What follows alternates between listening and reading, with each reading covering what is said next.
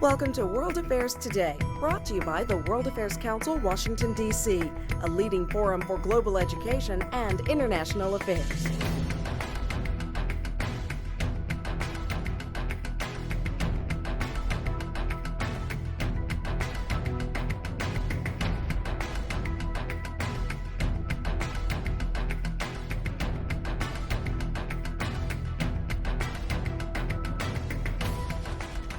Good morning, ladies and gentlemen.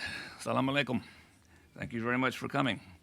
Welcome to the National Press Club and another NPC Morning Newsmaker. My name is Peter Hickman. I'm a former U.S. Information Agency Foreign Service officer, retired, now freelance writer, editorial and media consultant, and a member and past vice chairman of the Press Club's Newsmaker Committee. Well, our newsmaker this morning is someone I always wanted to have as a speaker when he was here as his country's ambassador to the United States, but never made my arrange it, and this makes up for it. His Royal Highness Prince Turki al-Faisal Al Saud of Saudi Arabia. Your Highness, welcome to the National Press Club. Salam wa salam. Welcome, finally, to the National Press Club. Good to have you here. In addition to have been Saudi Arabia's ambassador to the U.S.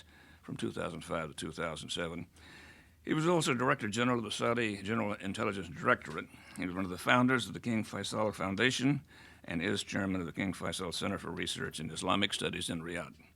And he's also a member of the Board of Trustees of the International Crisis Group and the Oxford Center for Islamic Studies.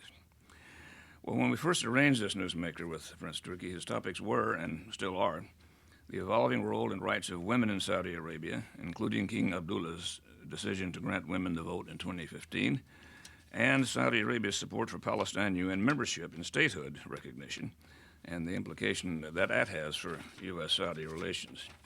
But since then, there have been a couple of things that Prince Turki will also address with us this morning.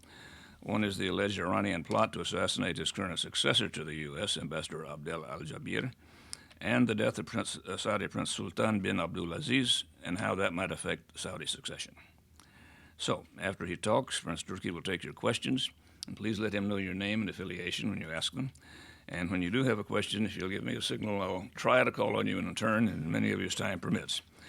And finally, then, just to repeat, if you didn't sign in when you came in, please leave your name outside when you did. Thank you very much. Shukran. Prince Turki. Thank you, sir. بسم الله الرحمن الرحيم والصلاة والسلام على أفضل المرسلين سيدنا محمد وعلى آله وصحبه أجمعين. Ms. Shoup of the World Affairs Council, Mr. Hickman of the National Press Club, ladies and gentlemen, thank you for inviting me to speak to you today. I'm presenting a tour d'horizon, as sailors have called it over centuries. And to conduct a tour d'horizon is to simply take a 360-degree look around to assess the current weather conditions before shipping out and sailing, where there is calm and where there are storms. And then once the tour d'horizon has been taken, the sailor usually turns his eyes to the ship itself. What is the condition of the vessel as it prepares to set out to sea? Through this assessment, the sailor can then determine the best way to guide his vessel safely to port or other stations. As you all know, the Middle East has entered a phase of profound transition, with governments crumbling, new social forces emerging, partnerships realigning, and international tensions, some quite old, some fairly recent, mounting and requiring reassessment from all policy angles. However, while the general picture of Saudi Arabia's surroundings is predominated by this great turmoil, at the center of these many storms basks the kingdom, which I'm glad to report remains stable and secure thanks to the wise leadership of King Abdullah. Evolutionary social and political reforms, a rising nationalism among the people, the continual investment of our government in infrastructure and security, and economic policies that have blessed our land with economic growth, budget surpluses, and over $600 billion in foreign reserves. This is not to say that the kingdom is without its challenges, both from within and outside its borders. But as I outlined for you the various storms that mount upon the horizon, I also encourage you to keep in mind that the vantage point from which I view these tumults is safe and sound and has every intention of using its vast resources to help its neighbors weather the current difficult conditions. First and foremost, among these storms are the political changes occurring in a host of Arab nations. While Saudi Arabia recognizes the wills of all people to determine their nation's leadership and accepts in many cases supports the developments in its neighboring countries, the kingdom must remain focused on the difficult realities that almost always follow social upheaval based on popular uprisings. Egypt, Libya, and Tunisia, the lands from which the so-called Arab Spring, which I prefer to call Arab Troubles, first sprang, have now entered stages of dangerous and difficult reorganization.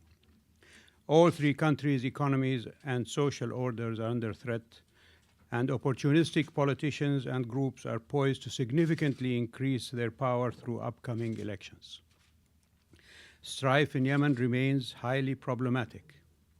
The situation in Bahrain seems to have stabilized for the time being, but problems could flare up again, as indicated by a recent discovery of an Iranian-supported plan to bomb installations, including the Saudi embassy as well as the King Fahd Causeway. In Syria, a society now sits on the edge of an abyss of nightmarish internecine warfare, which could spill into Lebanon, Turkey, and Iraq. In response to the atrocities committed by the Assad regime, the Arab League has proven itself to be capable of bold action through its decision to suspend Syria's membership and put strong political and economic sanctions against Damascus. While these tenuous conditions are of relatively recent emergence, several older problems, storms that have been brewing for some time as it were, exist, and their outcomes appear equally difficult to determine. First among these, without priorities, and intimately linked with the difficulties many Arab nations are now facing, is the case of the ambitions of Iran's leaders. From our perspective, there are two overwhelming issues with them: their ambition to acquire nuclear weapons and their persistent meddling in the affairs of Arab nations. As for the issue of nuclear weapons, Saudi Arabia continues to insist that Iran's leaders should give up their goal of acquiring nuclear weapons and support by deed the creation of a zone free of weapons of mass destruction in the Middle East. This is clearly what is best for the future of the people of Iran and the region. And to convince Iran of this path, we fully support the tightening of sanctions, assertive diplomacy, and concerted action via the United Nations. The Non-Proliferation Treaty Review Conference held last year in the United Nations called for a conference in 2012 to initiate action on the zone, which must be inclusive of all countries in the Middle East. The zone must include an incentives regime for countries that join, composed not only of technical and economic support for member countries to develop civilian uses of nuclear energy, but also a nuclear security umbrella for the zone's member countries, guaranteed by the 5 permanent members of the Security Council. It should also have a sanctions regime for countries that refuse to join, which should not only be economic and diplomatic sanctions, but also military sanction and action against those countries seen to be developing weapons of mass destruction, also guaranteed by the 5 permanent members of the Security Council. On the second issue, Iranian leaders meddling in the affairs of sovereign Arab nations, we have seen ample and heinous evidence in the uncovering of an assassination plot against the Saudi ambassador to the United States, Adil Jubeir. The web of connections that were uncovered between the would-be assassins, elements of the Iranian government, especially senior members of the Quds Brigade, and Mexican drug cartels indicates the depths of depravity and unreason to which the Ahmadinejad regime has sunk. Fortunately, this plot was foiled, and we can only hope that those responsible are brought to justice and that those who are not will come to realize that such actions are entirely counterproductive to peace. But this is just the tip of the iceberg. All over the Arab world, the current leadership in Iran consistently and covertly meddles in the affairs of other governments by funding non-state entities like Hezbollah and various other groups.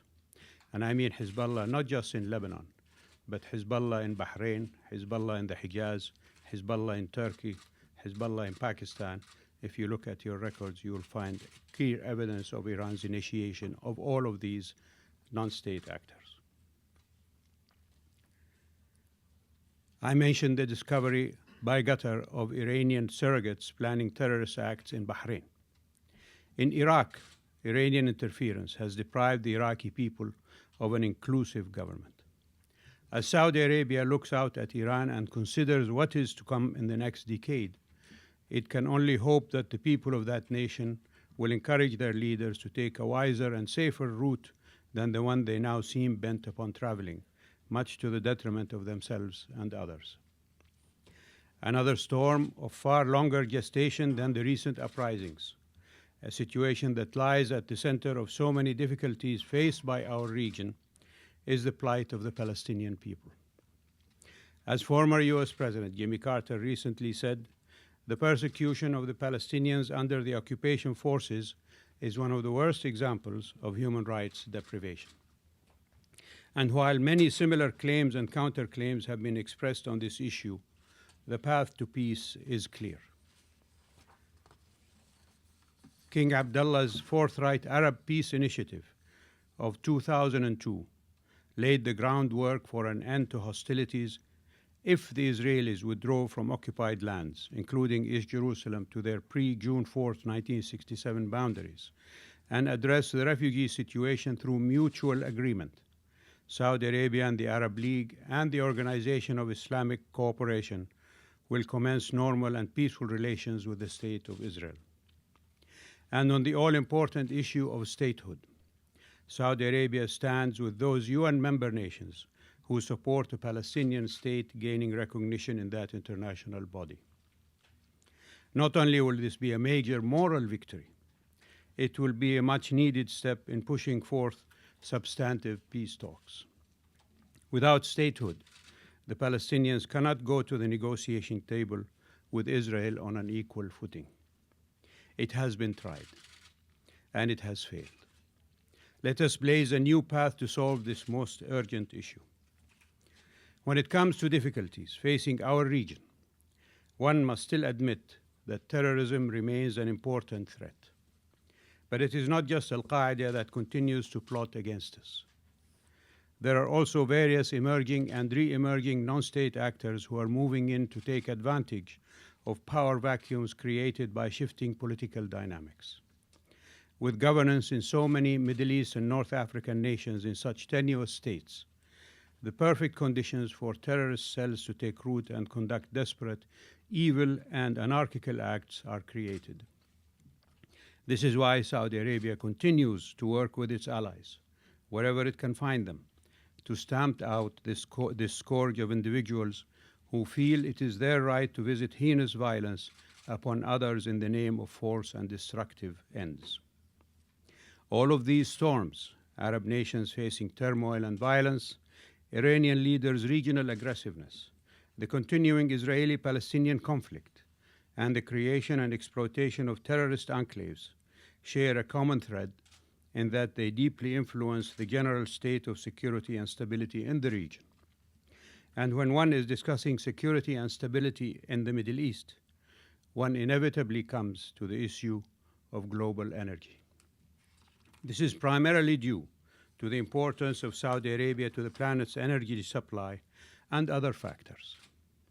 Iran, the UAE, Iraq, and Kuwait remain important suppliers of oil. Pipelines and shipping lines throughout the region, crossing areas of great contention and conflict. The perceived stability of the region plays an ever more important role in oil markets and their influence on pricing, which inevitably affects almost every economy in the world. So as we look out onto the wider horizon of the global energy market through the storm clouds of the Middle East, what do we see? Again, we see transition. As most of you well know, Europe and the United States remain important energy consumers. But Asia is coming to play an ever larger role in global demand. Also, almost every nation is looking to diversify its energy mix to take advantage of alternative fuel sources, both to foster what you call here energy independence and to prevent negative environmental effects.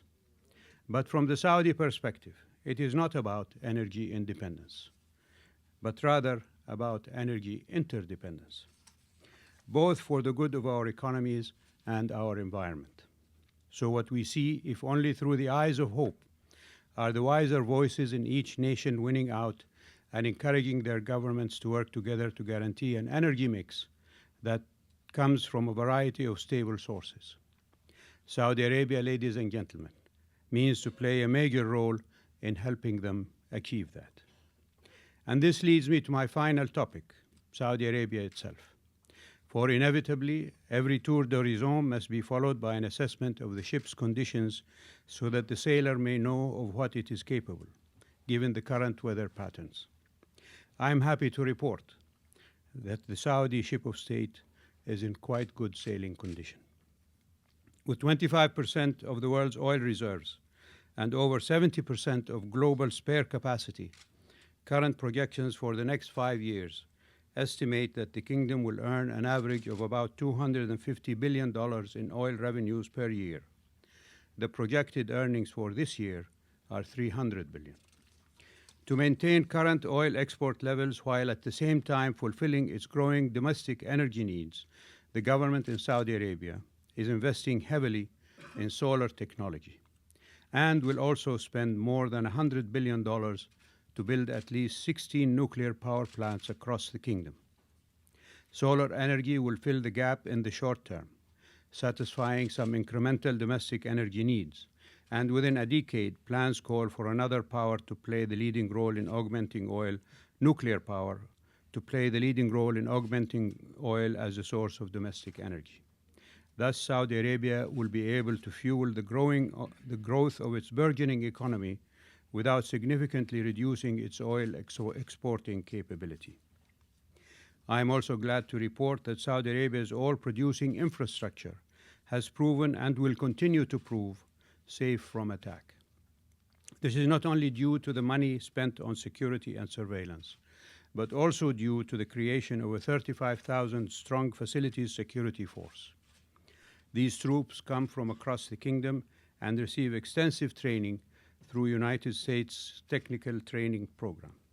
This specialized force, which did not exist before 2005, has the exclusive responsibility of guarding all energy installations against both internal and external threats.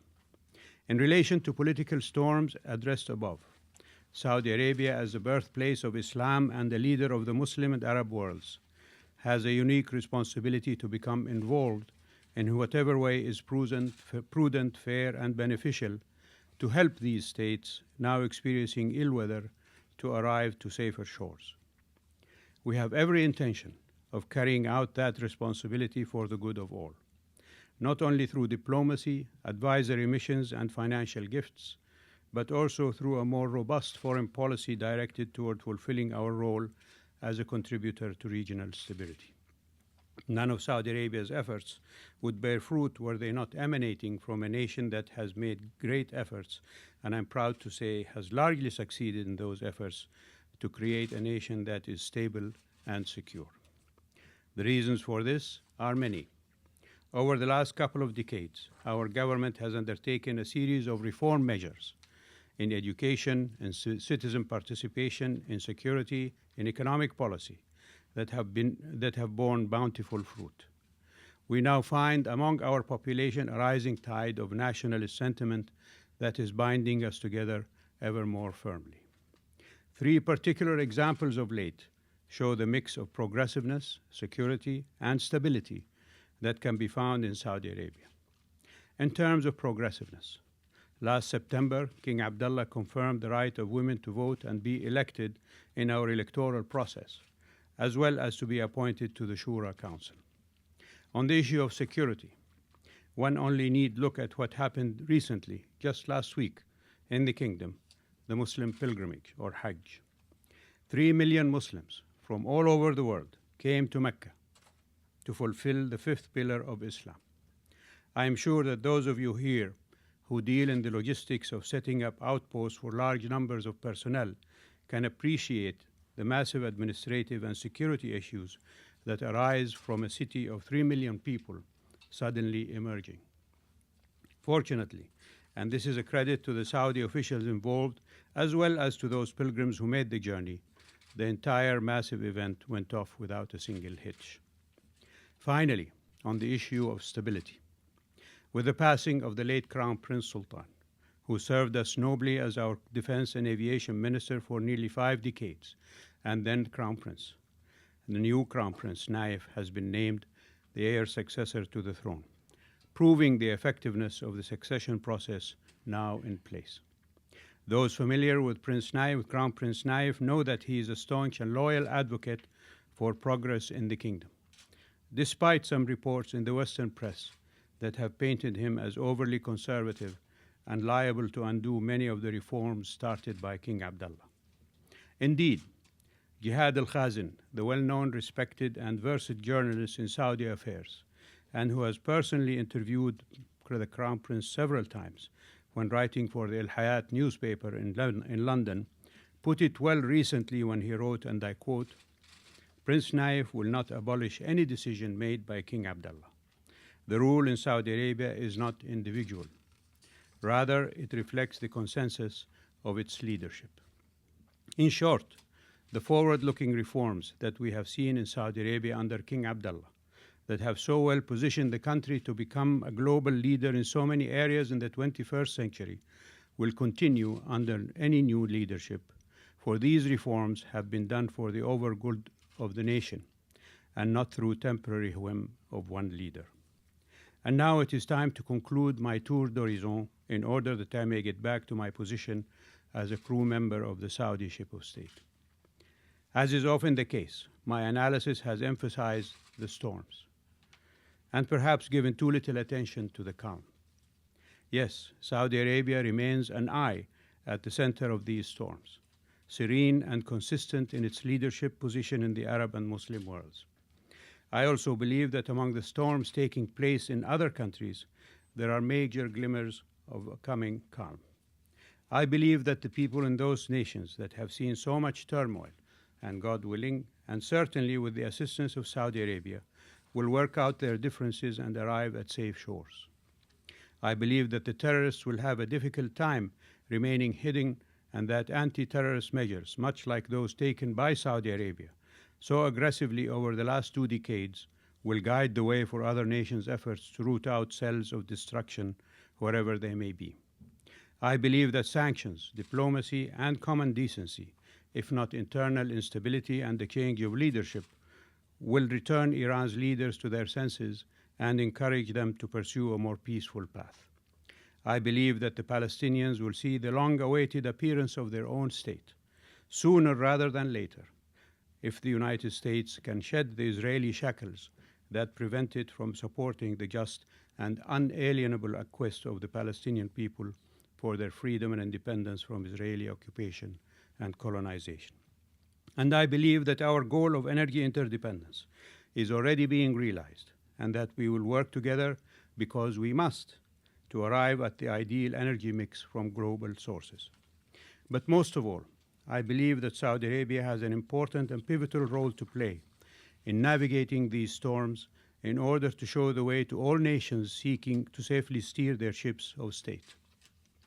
And with that I say, safe sailing to us all, and may we soon find ourselves tied securely to the shore, if only to conduct repairs and gain provisions for our next great voyage.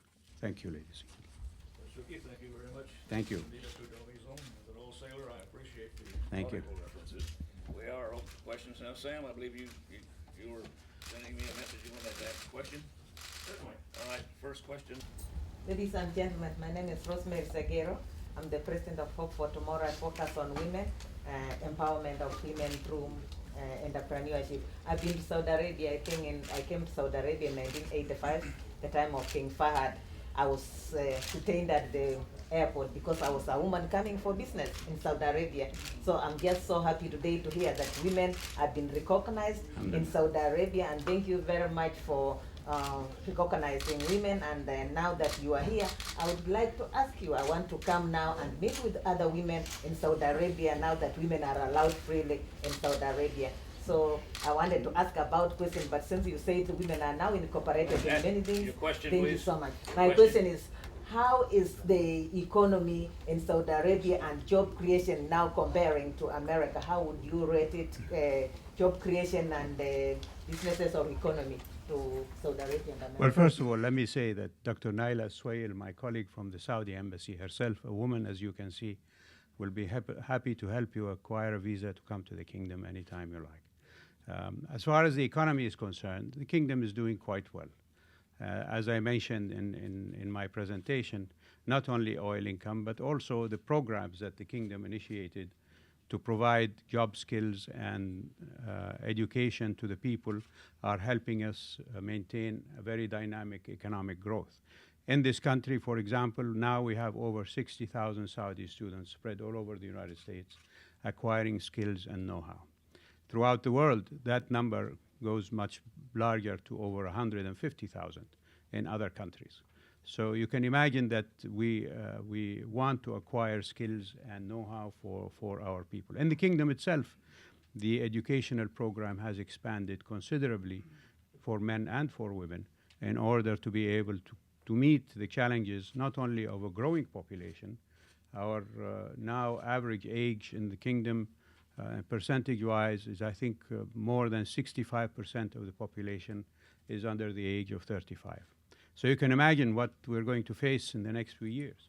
And one of the things about the kingdom is that in a population now of nearly 28 million, we have 8 million foreign workers. So there are Saudis without job, and to me this creates an anomaly. How can there be Saudis without jobs when we have 8 million foreign workers? So the government is trying to work out programs to overcome this discrepancy that exists in the Saudi financial and economic picture. So please come again to Saudi Arabia and see for yourself how our economy is progressing. With these persistent Iranian interventions, is the kingdom merely standing back and criticizing, or are you contemplating tougher response? Well, the tougher response is in telling the Iranians to stop it. And what we aim to do is to continually press the world community to take action wherever is necessary. As I said, in this recent plot against our ambassador here, the kingdom is hoping that some people will be brought to justice in Iran. This is something that we're going to pursue not just through the Muslim, the Organization of Islamic Conference cooperation, but perhaps even through the United Nations if we don't see any reaction from Iran. And I think it is measures like that, being in public and in direct exposure, if you like, of Iranian plots and efforts, that we can put pressure on Iran. As I said, also, should Iran decide to do other things, as they apparently also tried to do in Bahrain recently, in the plot that was discovered by Qatar to blow up the Saudi embassy in Bahrain and the King Fahd Causeway that connects Bahrain to Saudi Arabia. The kingdom will work closely not just with the GCC countries, but also with the other allies in the West and in the Arab world to try to confront these threats. I'm not privy to what exact actions will be taken by the kingdom, but the fact that we bring them out in public and expose them, as it were, to discussion and to international exposure is a means that we want to pursue the matter.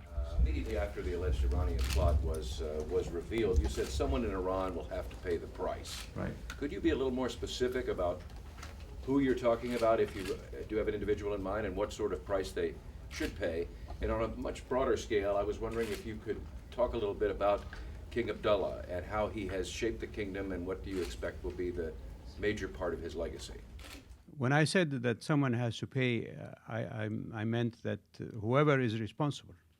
And I know that there is a court case here in this country dealing with that issue. The details of that will come out. And if there are any names mentioned of Iranian officials in that case accused of plotting against the Saudi ambassador, then those officials should be brought to justice in Iran and made to account for their potential action against the ambassador. That's what I meant. As far as King Abdullah is concerned, well, he has steered the country pretty well. As I said, for now more than 15 years, when the late King Fahd suffered ill health in the kingdom while he was still king, then Crown Prince Abdullah took over in terms of day-to-day operations in the kingdom.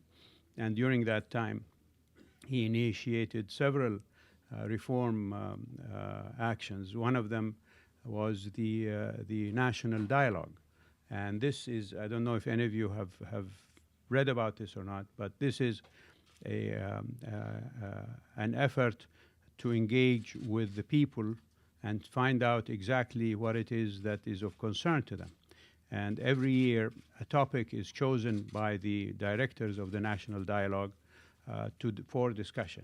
And this topic then is discussed at village level, in public fora, and then at town level, and eventually at a designated regional capital in the kingdom of one of the provinces, where the final session then takes place. And all of these sessions in public, attended to by men and women, by old and young, by those who are working and those who are unemployed, by students, by older people, are televised live on Saudi television so that everybody can follow the discussions. And over the last 9 years since that program began, issues like women's rights were discussed, the participation of minorities in the kingdom, in the life of the kingdom was discussed, the issue of terrorism. In other words, issues that are controversial and that have bearing on the welfare of the people. And that's one of the reforms that King Abdullah introduced when he began to do things as a responsible person in the kingdom. Other reforms had to do with the economy, for example, the establishment of a higher economic council that plans and puts into practice the coordination between all of the government agencies connected with the economy, whether it's the Ministry of Finance, the Central Bank, the Ministry of Planning and Industry, Ministry of Electricity and Water, etc. They bring them all together under this higher council to implement economic policy that fortunately shows that the kingdom has succeeded in making use of this bureaucratic organization to move forward, because the economy is doing very well. Other reforms in the kingdom have to do with for example, how we treat extremists in the kingdom after they are arrested. Rehabilitation program was initiated nearly 6 years ago under the guidance of King Abdullah, which takes into account that those arrested may be rehabilitated. And it is based on three programs. Initially, once they're arrested, they are given a psychological and psychiatric profile so that people know how to deal with them. Secondly, they're reconnected with their families, because all these young extremist types who have been either lured into negative and extremist groups, or perhaps absconded by them, at least psychologically and philosophically, the first thing that happens to them is they're cut off from any links to their families. This is well-known practice, well-versed, and your book explains that quite well on these issues. So by reconnecting them to their families, hopefully you give them a sense of belonging and so on. And the third stage is to present them before religious and academic scholars who challenge their ideology.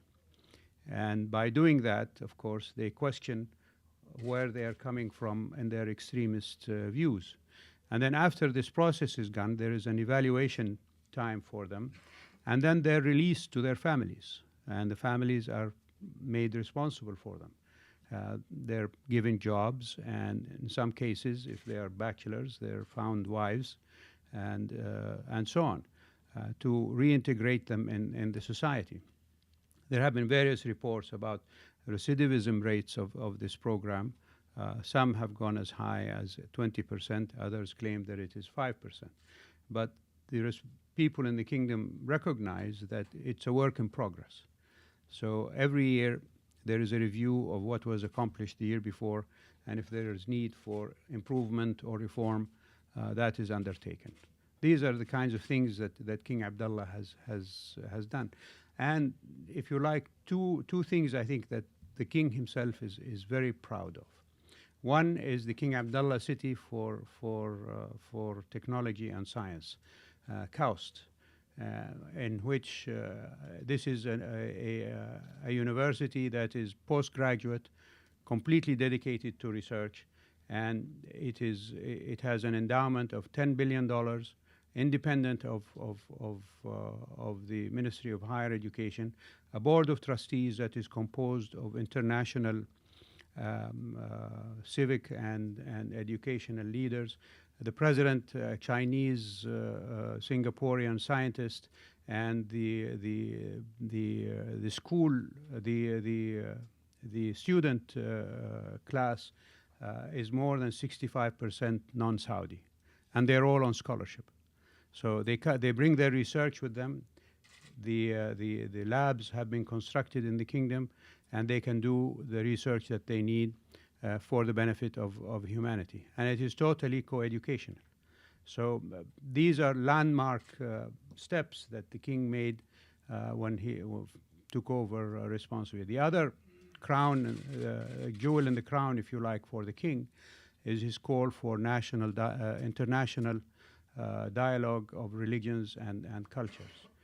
And this was a call that he initiated in the summer of 2008 when he invited Muslim leaders to come to Mecca of all Muslim sects, and in the holy place in Mecca address them with the view that we as Muslims have a responsibility to engage with non-Muslims. So if you agree with me, then I ask you to delegate me to take this message to the other representatives of other religions, and they agreed to do that. So the next step was, a month later, a conference was hosted in Madrid by the King of Spain, at which leaders of religions, Catholic, Protestant, Jewish, of all sects, Hindus, Shintos, Buddhists, all religions in the world were invited to Madrid. And again, the king addressed them with this message that let us find what is in common between us and emphasize that rather than keep talking about what keeps us apart. And then these delegates in Madrid delegated the king to take the message to the United Nations. And in November 2008, a special General Assembly session was held at the invitation of the Secretary General Ban Ki-moon, in which more than 65 heads of state and prime ministers attended. One of them was President George W. Bush, who had still not given up his post as president. And from there, what happened was a Secretariat General has been established in Vienna, Austria, because the Austrians are hosting this effort, and it was inaugurated 3 weeks ago by the Saudi foreign minister, the Spanish foreign minister, and the Austrian foreign minister. So that's the other, if you like, jewel in the crown of the king's effort since he became king in Saudi Arabia. If sanctions or political pressures don't stop Iran's nuclear ambitions or its interference in neighboring countries, would Saudi Arabia ever support a military attack on Iran? No. military actions, as we've seen in other places, even when they are successful, as happened, let's say, in driving Saddam Hussein from Kuwait, yet they leave behind situations that tend to turn sour. And so an attack on Iran, I think, will have catastrophic consequences, not only because in terms of human loss and such issues of caring for others, but also because Iran can retaliate. And the retaliation by Iran will be worldwide. It's not going to be confined to one or two targets, let's say, in the Gulf, but it will include a lot of US and other interests throughout the world. And Iran has a lot of steel claws that I described them. They can do harm in a lot of places. So the attack, and from all I've read about military prognosis of an attack on Iran, is that if anything, it will only make the Iranians more determined to produce an atomic bomb. It will rally support for the government among the population, and it will not end the program. It will merely delay it, if anything. So such an act, I think, will be foolish, and to undertake it, I think, will be tragic. My question is on Syria. You spoke about the lack of legitimacy on the regime. Could you speak with more specificity about how you intend to follow up on the Arab League dramatic action to suspend membership and perhaps implement sanctions to protect civilians and get rid of the regime? And also, you wrote a How very... many questions are you going to ask? Just, if you'll indulge me, we don't see that often. We're running out of time. You wrote a very dramatic op-ed about the U.S. relationship with Saudi in the wake of their lack of support for Palestinian statehood at the UN. Where do things stand on your discussions with the UN on that, with the U.S. on that? I don't put much trust in WikiLeaks, and not for anything, but because whatever is published or has been published from WikiLeaks, first of all, has been very selective. They had over, 250,000 documents, and the ones I've seen published, maximum number in the hundreds. So you can imagine where that selectivity has gone. So I wouldn't put trust in what came out of WikiLeaks. I'd put trust in what comes out from public statements by governments. And my government has taken the public position that we're against military action in Iran. On Syria and what is going to be taken, I am not a government official, so I really don't know what governments are considering. I get my news from you, from others in the news media, and what I see is that the Arab League has given Syria, I think it was 3 days now, that it's coming to tomorrow, and the day after will be the last chance for them to comply with the previous effort that the Arab League put of reconciliation in Syria. And if they don't, I assume that the Arab League will initiate further action. What that action might be, I don't know. But the precedent is there on the case of Libya. If you remember, it was the Kingdom and her GCC partners who brought the issue of Libya first to the Arab League back in March, I think it was, of this year, and pushed the Arab League, if you like, to take a decision to move the issue to the United Nations Security Council and bring about the resolution that allowed for intervention in Libya.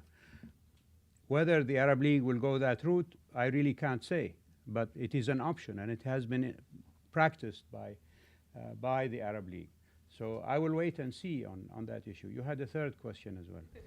On the Palestinian question, I mean, where do how contingent is the relationship between the U.S. and Saudi, as you indicated in your op-ed, based on their moves towards the Indeed, Palestinians? and if you look at the history of Saudi Arabia and the United States on the issue of Palestine, it's been an issue that we agreed to disagree about. But in the event, it was because of the efforts of the Arab world to reclaim the lands that were lost to Israel in 1967, and the Palestinian issue at the time was the main driver of that, that the oil embargo was placed on the United States by Saudi Arabia and other Arab countries. Now, I'm not saying that this is where the kingdom is going to go, but what I'm saying is that the issue of Palestine is at the heart of what affects sentiment, not just in Saudi Arabia, but throughout the Muslim world. And if you look again at the wording I used in my op-ed, I said it will have a devastating effect on that relationship. And we've seen that it has had in the past such devastating effects on the relationship, especially when you have a president in the United States who calls for a two-state solution, goes to the United Nations in 2009 and addresses that issue and says, within a year, I hope to see a Palestinian state. And when the Palestinians during that year, because of the lack of progress on negotiations, go to the United Nations to get a state that the president called for, then he stands up and he says, no, I'm going to veto that. And that is where really not only just disappointment, but if you like, anger and frustration increased dramatically in people's minds in the Arab world, that they have been let down and that they have been disappointed by this issue. And that's where my op-ed concentrated on. There's been a lot of talk about legitimacy of the Syrian regime. I want to know what legitimacy your regime has, sir. You come before us, representative of one of the most autocratic, misogynistic regimes on the face of the earth. Human Rights Watch and other reports of torture, detention of activists. You squelched the democratic uprising in Bahrain. You tried to overturn the democratic uprising in Egypt, and indeed you continue to oppress your own people. What legitimacy does your regime have? I don't need to justify my country's legitimacy. We're participants in all of the international organizations, and we contribute to the welfare of people through aid programs, not just directly from Saudi Arabia, but through all the international aid agencies that are working throughout the world to provide help and support for people. We admit, as I said, that we have many challenges inside our country, and those challenges we're hoping to address. And we reform by evolution, as I said, and not by revolution. So that is the way that we are leading. By admitting that we have shortcomings, not only do we recognize those shortcomings, but hopefully put in place actions and programs that will overcome these shortcomings. I mentioned the fact that when he calls Saudi Arabia a misogynistic country, that women in Saudi Arabia can now not only vote, but also participate as candidates in elections and be members of the Shura Council. And I'll just refer you to your own experience with your women's rights. When did your women get the right to vote? After how many years since the establishment of the United States did women get the vote in the United States? Does that mean that before they got the vote, that the United States was an illegitimate country? According to his definition, obviously. So until when was it? 1910, when women got the vote? From 1789 to 1910, the United States was illegitimate. This is how you should measure things, by how people recognize their faults and try to overcome them. As alternative sources of oil develop, plus alternative competing source of other kinds of energy, they become commercially viable. It may be, now we're looking quite a ways down the road, perhaps foreign currency revenue to Saudi Arabia could decrease some. What provisions have you all made to make up for that in case of such decrease? I may add, by the way, my eldest grandson was born in your country. Okay. Okay. The kingdom recognizes that its natural resource, oil, is depletable. But it has another resource that is undepletable. And that resource is its people. So the concentration has been on providing the people with the know-how and skills to go forward when the day comes inevitably that oil will no longer be there. And in that process, the kingdom is also investing in other natural resources that it has in abundance in its territory, mining and phosphates and minerals and other such natural elements that exist in the kingdom. So it is building the infrastructure both educationally and in terms of transportation and commercial hubs and seaports, etc., to make the economy continue to grow once this depletable resource is no longer there for us to receive income from. It's a long haul process, as you say, and I agree with you, but it is something that is well in the minds of Saudi planners and government officials. I like your comment about the military invitation of Saudi Arabia in Bahrain. Do you think that is correct? Yes. Well, do you want an explanation for yes, that? Please. Yes, indeed. The kingdom, like all GCC countries, is bound by treaty obligation to provide assistance to sister country of the GCC whenever it needs it. And when troubles began in Bahrain in February, the Kingdom of Bahrain asked the GCC first for economic support to meet its needs and requirements. So the GCC met in Abu Dhabi and initiated a program of $10 billion in aid for over 10 years to Bahrain. Subsequent to that, the Kingdom of Bahrain requested military support to guard the infrastructure facilities in Bahrain. And this is what the GCC forces have done with very strict orders to stay in the infrastructure facilities in Bahrain, the airport, the seaport, the oil refinery, and the business district. None of the GCC soldiers that crossed the causeway into Bahrain participated in any demonstration quelling or in the arrest of any Bahrainis or in imprisoning any Bahrainis. And if you take a Google Earth picture of Bahrain today, you will see the cantonments of the GCC forces around the infrastructure facilities. And that is why the forces went across the causeway. The King of Jordan yesterday made some news when he talked to the BBC and became, I think, the first Arab leader to say that President Assad had lost his legitimacy and should step down now. I'm wondering, in your personal view, do you believe that President Assad has lost his legitimacy? And do you think that other Arab leaders should be either saying that now or will say that soon as pressure grows? I would not ask Arab leaders to say anything. I'm not in a position to ask them to do that.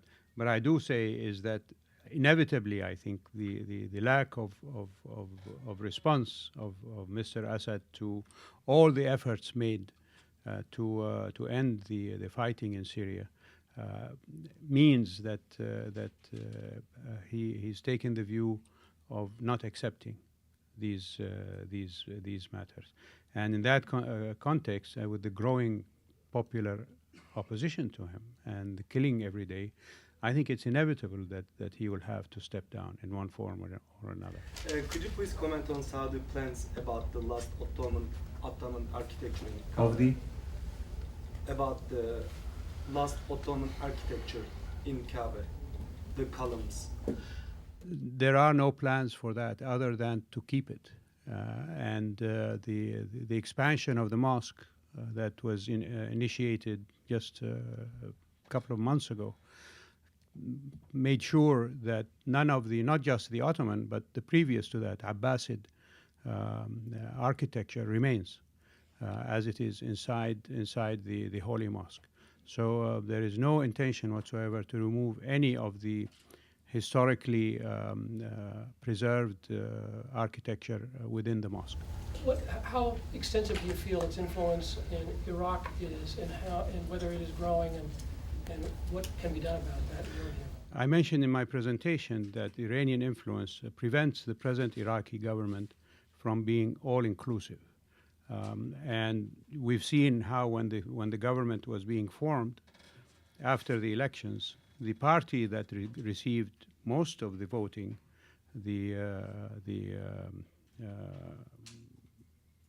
I'm having a Perry moment here.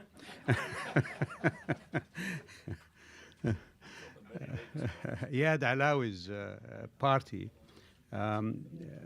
were brushed aside because of Iranian pressure on all of the Shia parties in Iraq to come together. The Maliki, the Hakim, the Sadr, and the other smaller parties to create a coalition without the Alawi party, which received most of the vote.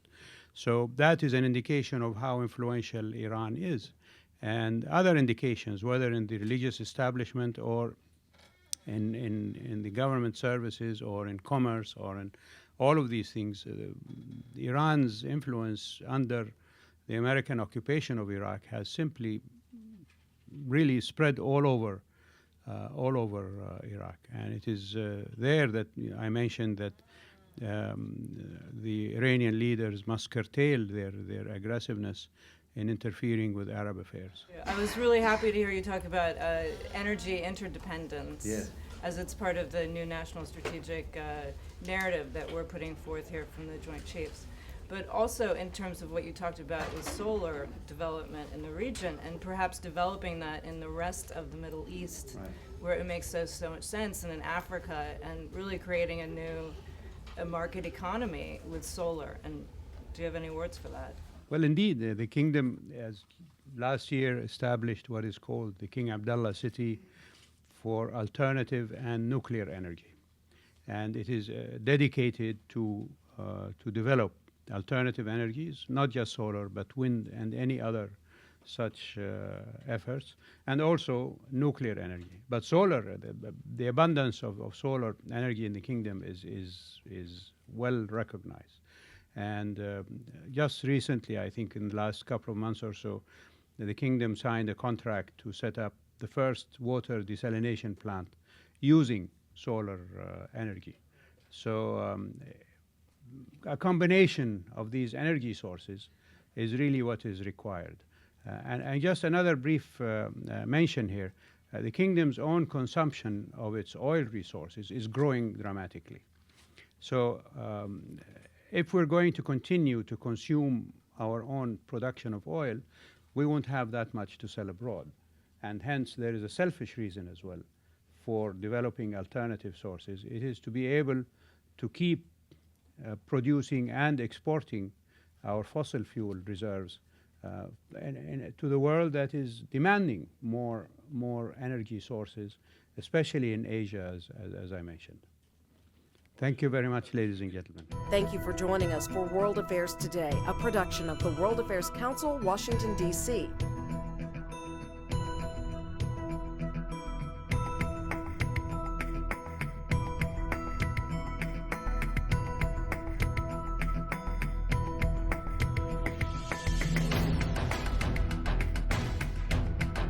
Stay connected with us at www.worldaffairstoday.org.